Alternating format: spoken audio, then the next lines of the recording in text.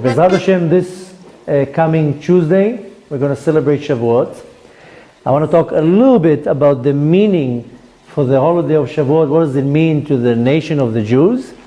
And also to touch a little bit about the inner meaning of the Megillah of Ruth that is read on the holiday of Shavuot. And a lot of people ask, why do we read the Megillah of Ruth of Shavuot? And there is a connection. If our sages decided to read about the Megillah, means that there's a connection to the holiday. So just to give a very short overview and explanation, Ruth was at the time of the period that is called Tkufat HaShoftim, the period of the judges, which was about, give or take, 400 years after the Jews came into Israel with Yoshua.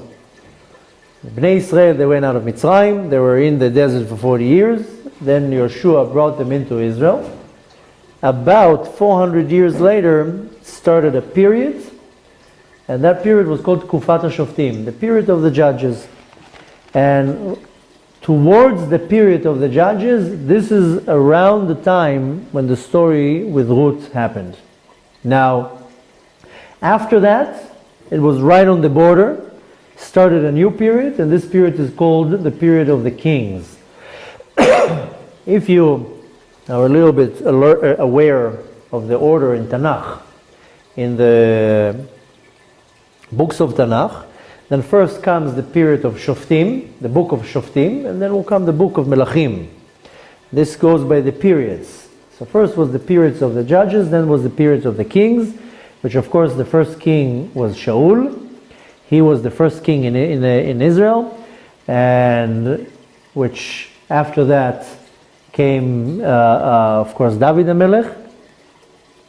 But at the time, around that time, there was a certain family, and their family was from the tribe of Yehuda, and it was a very respectful family, and the father and the mother, the father was called Elimelech, and the mother was called Naomi.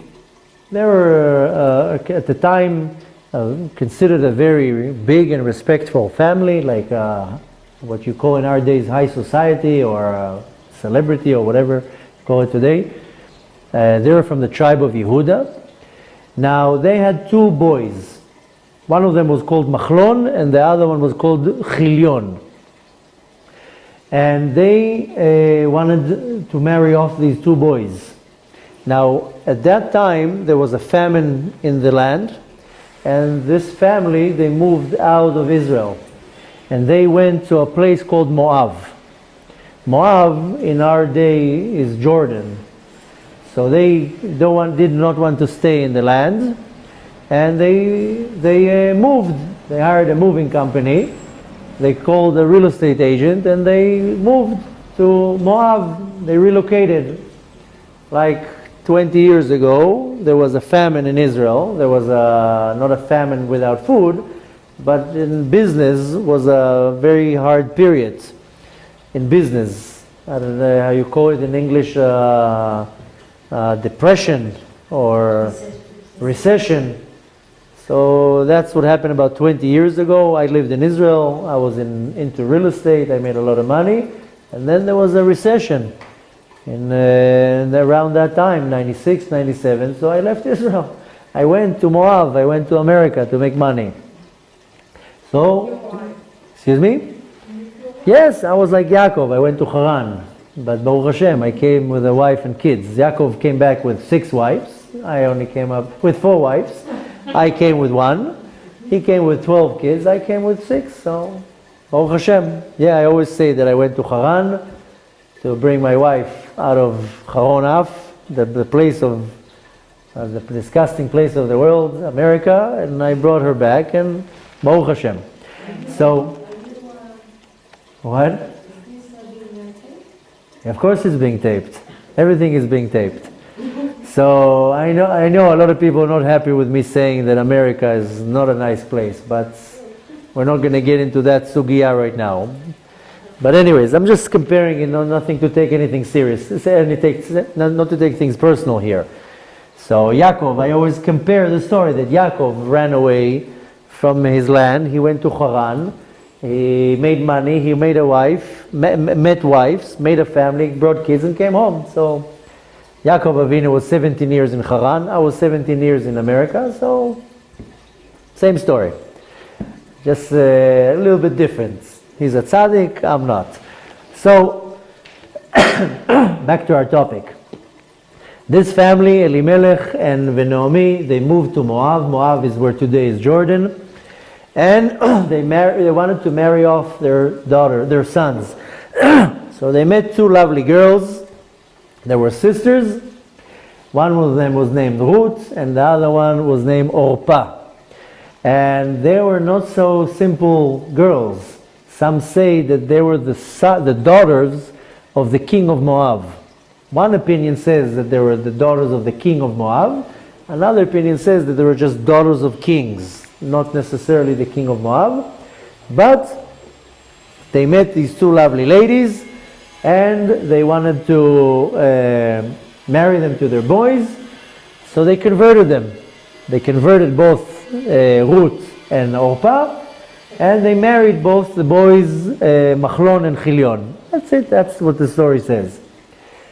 Now, the story says that since they left the land of Israel, there was what's called a kpeda, ikpidu aleim mishamayim.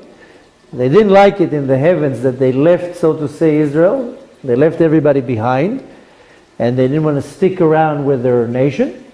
So there was a gzera, there was a decree from Shamayim based on this hakpada, and both the husbands, they died.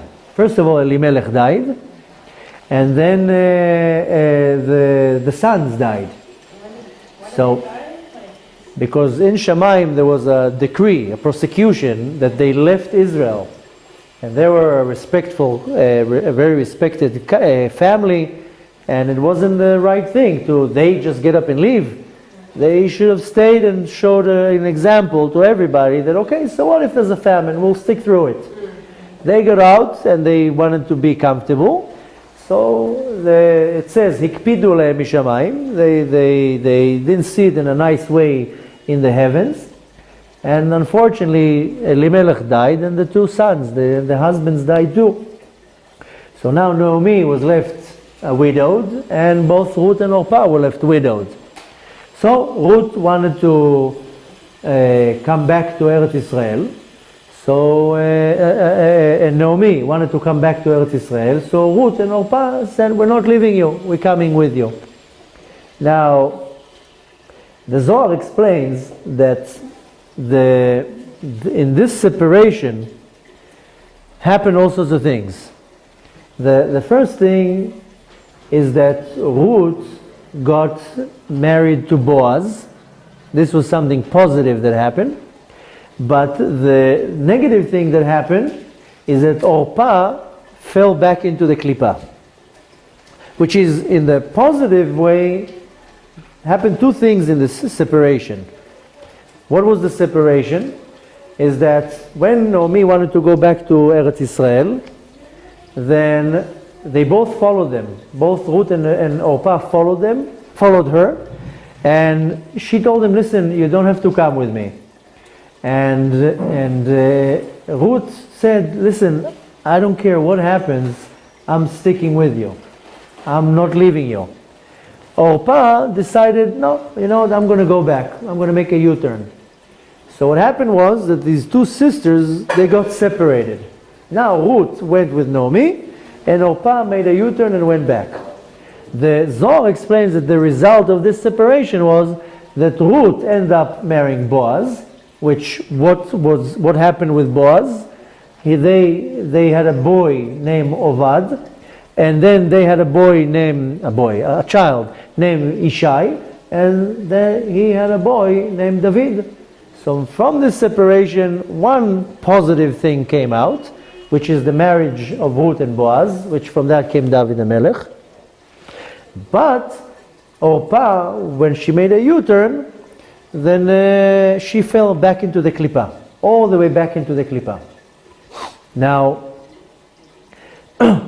when the Jews left Mitzrayim, this is basically the general story. We're not going to get into too many details, but this is the general story what happened. And then, of course, Naomi and Ruth, they were kind of attached to each other. They stuck to each other and so forth.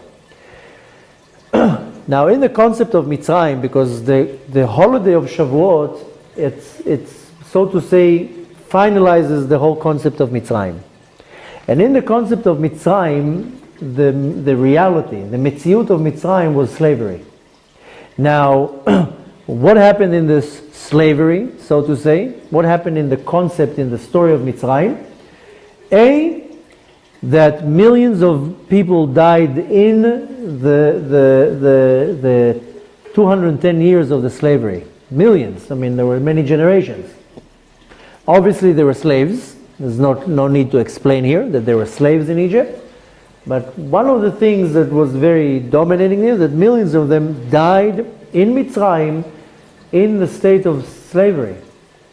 The second thing that is very dominating is that the nation of the Jews, the nations of Israel, was born into slavery. They weren't born and became slaves. This is a very big difference between somebody who's born free and then becomes a slave. The generation that left Egypt, they were born slaves. They were born into this mentality, to the reality of a slave. And it's a very big difference. When somebody, chas v'shalom, I mean, we don't have it in our generation, but somebody, actually we do have, but it's not exactly the same. In our generation, somebody can be chas v'shalom arrested and go to jail. He's not born in jail. He was born free. He did a bad act and he's finding himself in jail. I actually saw a documentary, that's why I said it is applicable to our generation, that women that go to jail for many years, they're allowed to have a baby. And then what happens is that the child is born in the jail. I saw once a very sad documentary because the women are there for 20 years. They have 100% right to have a baby. So they're allowing to have a baby, and the baby is born into jail, but the baby is not in jail.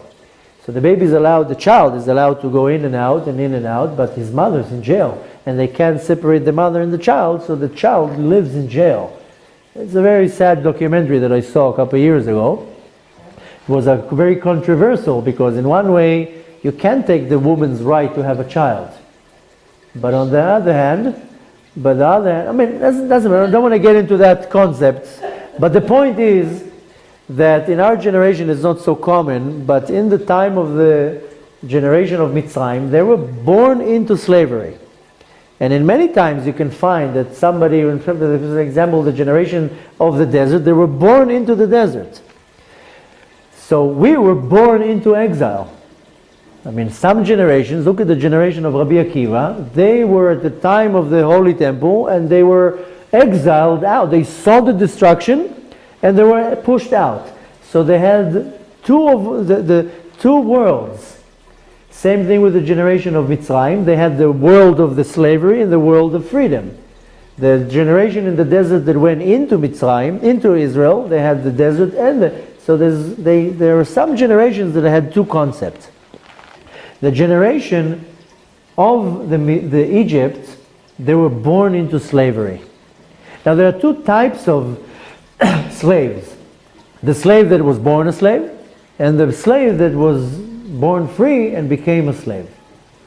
So either way you're looking at it, the leaving of Egypt was a very big extreme. Going from being a complete slave with a very harsh life, into complete freedom, and everything is being catered to you. So they went from being literally slaves, working 24 hours a day, being beaten up, tortured, and so forth. Suddenly they're in the desert, food comes from the heavens, and everything is catered to them, and they're totally free. This is what's called in Hebrew kitzoniut. I don't know the correct and accurate word in English. You might say extreme, but kitzoniut is like that it's two separate things that are so far apart that is like, we have a term in Hebrew, it says Shamayim v'Aaretz. The distance between one and the other is very, very extreme. This is called kitzoniyut, because they came from the level of a slave that was born into slavery. 7 weeks later, they're in the level of an angel, standing in front of Hashem. And in a very high level. They refined themselves for 7 weeks to a point that they were able to receive the Torah. This is kitzoniyut. It's two extremes. Now, what I want to take from that this is also happens in my life, this kitzoniyut. There's always these extremes in my life, in my personal life. And I can see in my life that sometimes I go from one extreme to the other. I told you that less than 20 years ago, I went to Moab, I went to America. So I went from one extreme to another extreme. 2 countries, from Israel to America, total different countries. Then, 16 years ago, from being completely secular, not even caring about Hashem, a complete extreme to the other side, completely observant. So this is one example out of many. You see many people, half of their life, they're not even Jewish. And then they go through a period of conversion and they're complete opposite. Now they're completely different faith, completely different religion, everything is different. So this is one example out of many. Not too long ago I met a person that was very, very overweight, and they did a very big diet, and now is very skinny. This is also a big extreme. So we find that in our life we have a lot of different extremes and different changes, big changes in our life.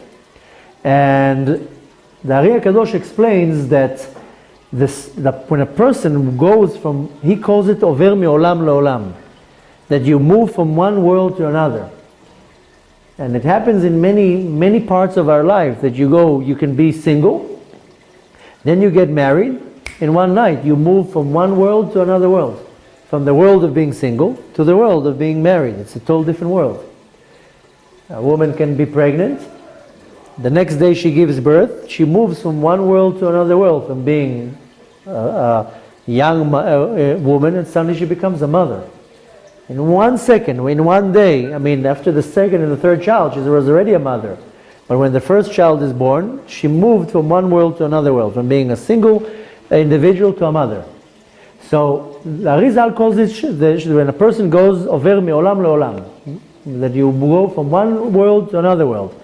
And that creates a very big change. And he calls it shinui gadol, a big change in my life. And we constantly go through these changes. Now, in order for it to be a change, has to be a preparation. If not, you won't accept the change. That's one of the many reasons why a woman is pregnant for 9 months. It has to be a preparation.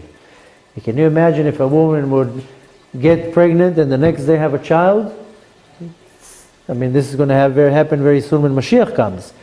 But psychologically, you have 9 months to prepare for it. It barely starts small, and then it's bigger, and then it's bigger. I think psychologically it would affect the woman completely different if she would get pregnant and spit on the stomach will go out whoop, in a couple of minutes, and then the baby comes out. I think psychologically it would affect the woman completely different. So this is one change out of many. A person becomes observant. You don't become observant overnight. It takes you a couple of years. A person converts. It doesn't happen overnight. It can take a couple of years. People get married. They don't meet. Hi, hello, let's get married. Chuppah, out. No, there's an engagement period. A preparation. So it has to be a preparation for this big change. But it happens to many people that at some point of their life, they feel that they need to make a change. They want to make a change. They have an urge to change something, and then they need to apply it. Now, right now, in our states, where we are at right now, the nation of the Jews, we are in a very big preparation for a very big change. We don't notice it because it's smeared. Look at a pregnant woman. some people, they have now this thing, what they do is they take a picture, the woman stands in the same place, and they take a picture every week, and then they put all the pictures together and they do it like a movie, and you like, you see the stomach comes out. This is, I saw it very, very common now, people do it. We really find ourselves that we're now moving from one world to another, the world of exile to the world of redemption. Since there's a shinui, there's a change, has to be a preparation. Now we're going through this preparation. With going through this unbelievable change in our reality, this is a preparation for Mashiach. Now, where do you see another change in our nation? That you see that a very big part of our nation is becoming closer to Hashem.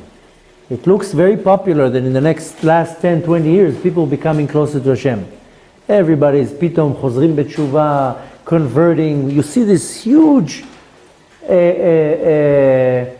motion of people getting closer to the Kadosh Baruch Hu. Even though one can argue and say, you're right, but you also see a big motion going out of the religion. You're right. You still see that many people from religion, especially the youth, that they're going further away, or that you see that still millions of people don't care about the Torah and the mitzvot.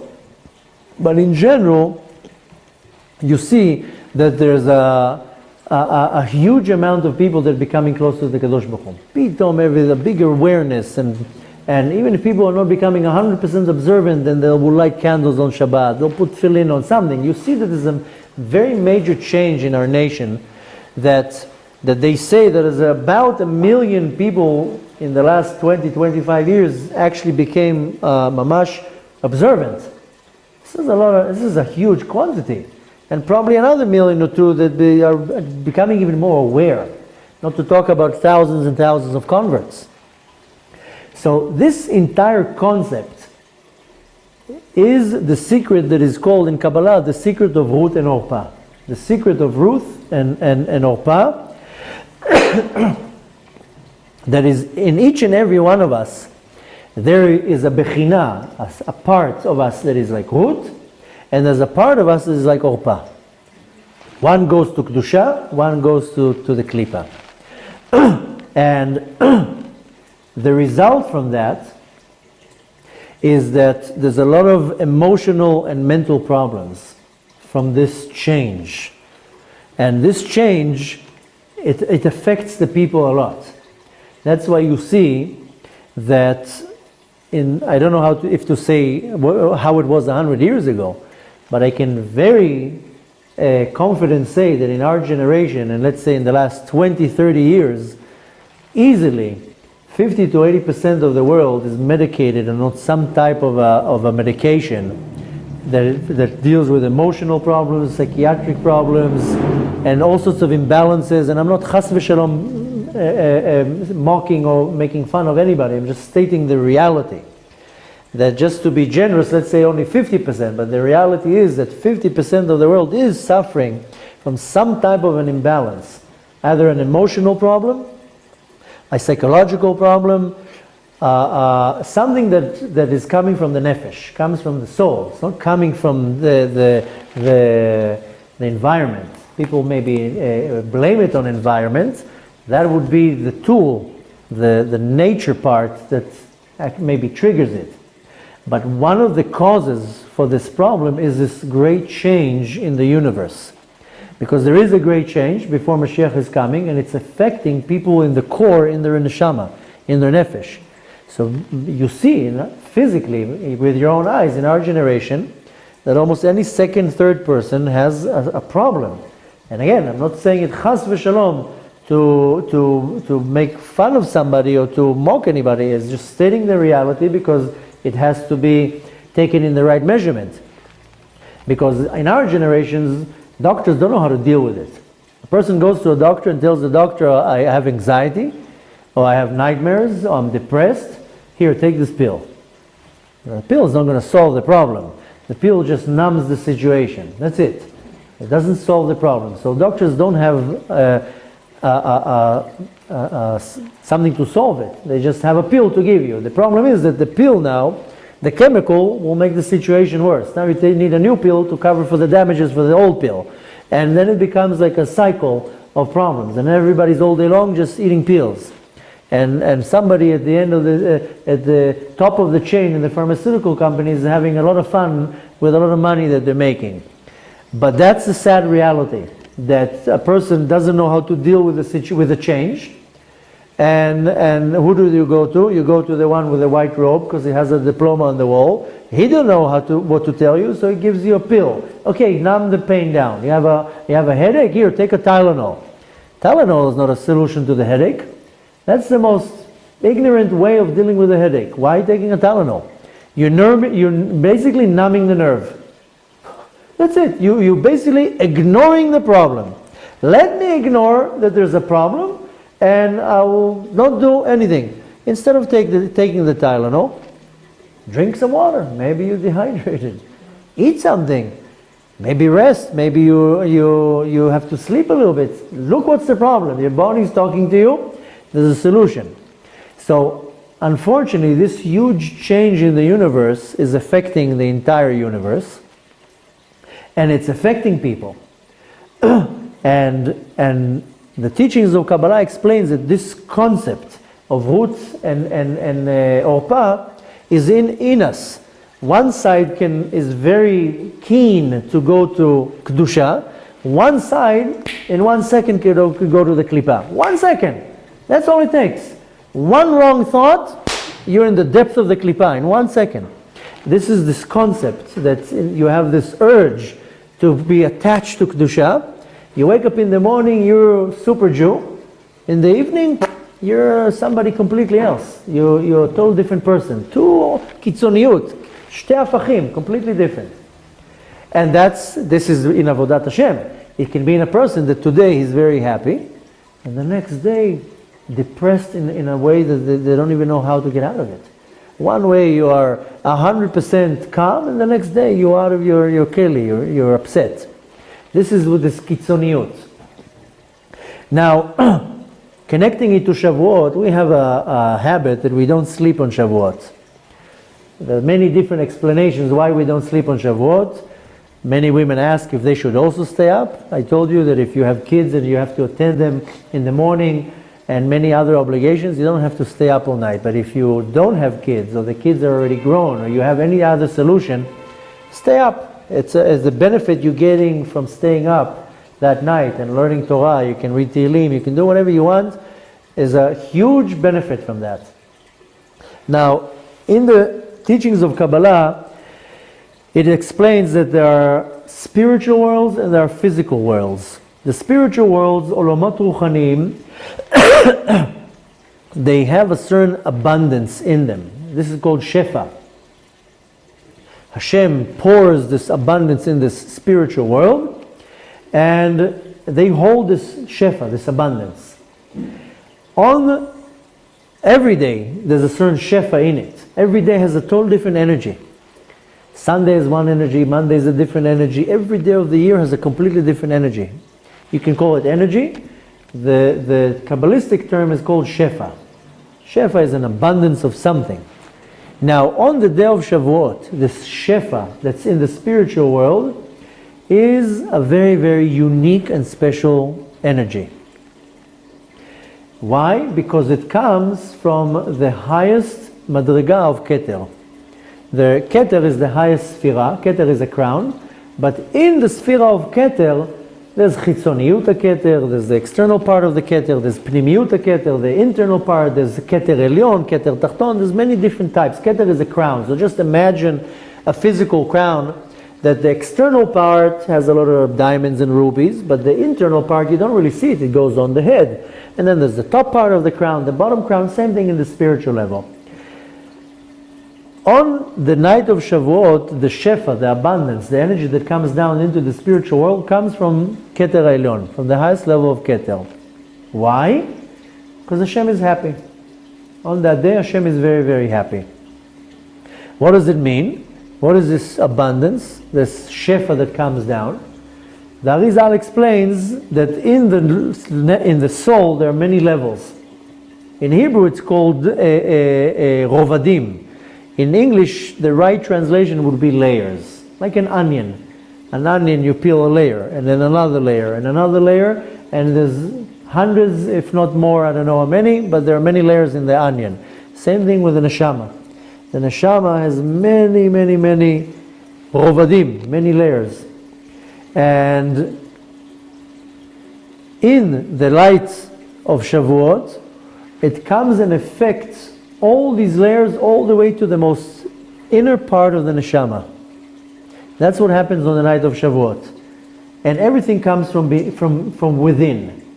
Now, same thing on the negative thing. All these problems that people are facing, they come from a very deep place. I know that you can blame it on the parents or a trauma or something. Yes, you can always find the course in life that made the change.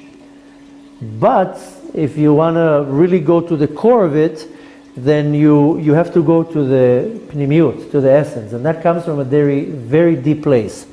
Any problem that we have in this world, emotionally, physically, mental, whatever it is, comes from the nefesh. Even a sickness. If a person is sick, there's a deficiency in the nefesh. Nefesh is the lowest part of the soul, not in the neshama. The neshama usually will not have a problem. The neshama might have the levushim, the garments of the neshama might be dirty, which will affect the person. But if a person has a problem in the nefesh, then it will come out in one way or another. It can come in a sickness, lo aleinu, and it can come in an emotional problem, depression, sadness, anxiety, nightmares, etc. But it comes from a very deep place in the nefesh. To kind of connect it all together is because every story that happens in the Tanakh, yes, it's a historical fact. It really happened, but there's also a very mystical meaning in it. And the teachings of the Kabbalah explains that the concept of Ruth and Orpah is that we all have two components in us. One component wants to get closer to holiness, and one component wants to pull us back. Ruth was able to go into the land of Israel and to stick with Kedusha, to holiness. What was the result? That the grandson of Ruth is David HaMelech, is the king. That from her comes Mashiach. So when you get closer to Kedusha, then the result will be holiness, Mashiach, redemption, anything that comes with it. When you get connected to Tuma, to the Klippa, then it will be the complete opposite. What was the result of Orpah? That she had a son, Goliath, and he went against David HaMelech. And if you read the entire history, what came after Orpah, besides the son Goliath, just read the history. So in me, there's these two motions constantly. Now, when there's a big change, it's going to affect me. I'm not going to be so balanced. So this kind of comes to explain why many people in our generation, they have all sorts of problems. Whether it's with communicating with their spouse, whether mental problems, emotional problems, all these problems. And nobody have answers. Very few people have really the answers. Mashiach is going to be the one who has the ultimate answer. Mashiach is going to come and solve the problem. But in the meantime, I need to find some type of a solution. And the solution comes in the night of Shavuot. Because in the night of Shavuot, the godly light that comes down to the world from the Keter HaElyon, it penetrates to the depth of the neshama. Which means that this is the time that I can generate, so to say, as much as holy power into my deeper layers of my neshama to affect it. Because if I have a problem with anger, this is a very small problem that I can deal with. It's not so small. Some people, their anger is so out of control, it becomes a very big problem. It can be anger, can be depression, can be sadness, can be whatever imbalance that's in my body. Because these two motions are pulling me from side to side. It's complete disoriented. As what's called in Hebrew, choser izon, any zone. There's no balance here. One day like this, one day like that. So again, this is not to chas v'shalom make a fun of anybody or look at somebody in the wrong way. It's to know what's the solution. And one of the solution, of course, the ultimate solution is Mashiach. But what allows a person to battle their kitzoniyut, this extreme, is the night of Shavuot. This is not just a regular night that you eat cheesecakes, or you meditating on the tiramisu and the blinches. This is just the food. You have 24 hours or 48 hours if you live abroad, that what am I meditating on? What am I trying to reach in that night? That's why, yes, we don't sleep because, okay, we know the men fell asleep the night before, so now we have to stay up. Yes, okay, that's on the literal level. But such a huge, amazing, godly light is shining on this night, and I'm going to go to sleep? I'm going to waste now 6-7 hours of this day? This is not the time to do it. This is the time to be united with this Or Elyon, with this high light that will affect the depth of my neshama. We all have problems. Don't think that one is better than the other, or that person looks normal. Everybody has some cuckoo-ness in them. And I'm not saying it again. It's not saying in a negative way. We all have shticks in our mind. Yeah, we're all suffering from some type of a problem. We're human. Some it's very extreme, some it's not so extreme. Some it's very hidden, some it's outside. But we all need this refuah. If you notice that when we say the Mishaberach on Shabbat, and in auspicious times when we take out the Torah, we mention something very interesting. We say refuat nefesh verefuat guf, the salvation of and the healing of the body and the nefesh. My body needs a refuah, my nefesh too. But you know what we say? We first say refuat nefesh, because first it comes in the nefesh, then the guf.